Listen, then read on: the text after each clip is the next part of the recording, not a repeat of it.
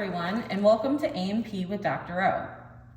Let's focus now on the digestive system using the synthetic cadaver.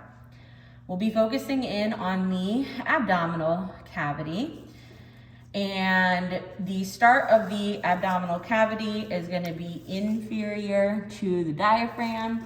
So here we can see that diaphragm here. And then just inferior to that is going to be the liver and the gallbladder.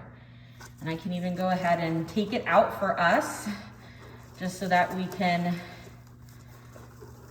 see the organ fully.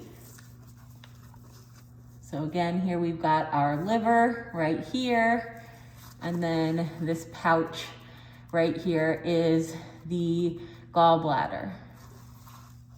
And the next thing we're going to locate is the greater omentum. So the greater omentum here, this is going to be a double sheet of peritoneum. And I'm going to go ahead and pull that aside because it's obstructing a lot of what we want to see.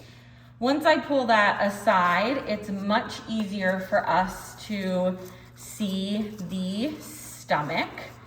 So here we have the stomach, and then we can also find the pancreas. And then off to the side here, we have the spleen. And then we can see the small intestines here in the middle. If I find the last portion of the stomach, then that's going to connect to this first portion of the small intestine here. So that's going to be our duodenum. And then if we follow the small intestine all the way to the end,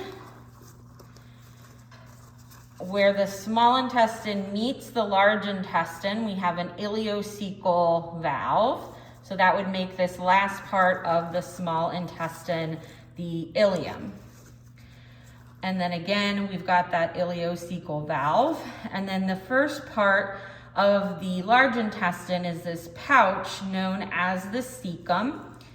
And that is where we will find the appendix. So the appendix is going to hang off of the cecum. And then our large intestine, I'm going to go ahead and move the liver aside just so we can focus in on that large intestine. But the large intestine, again, starts with the cecum, and then we have the ascending colon, we have the transverse colon, we have the descending colon,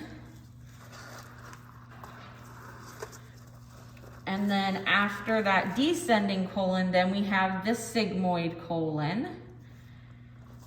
And then the sigmoid colon is then going to become the rectum. And then we will have the anus.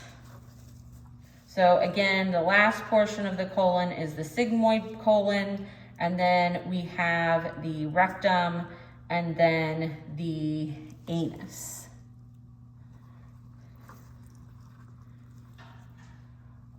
One more thing that we can see with the digestive system is the esophagus. So I'm just gonna manipulate this a little bit so we can see that. And on the cadaver, the easiest way to see it is it moving through the diaphragm. So we have this tube here that's going to transport food and drink to the stomach. So that's going to be our esophagus. It passes through the diaphragm. We can see the diaphragm here. And then on the other side, if we follow it, we can see the esophagus connecting to the stomach.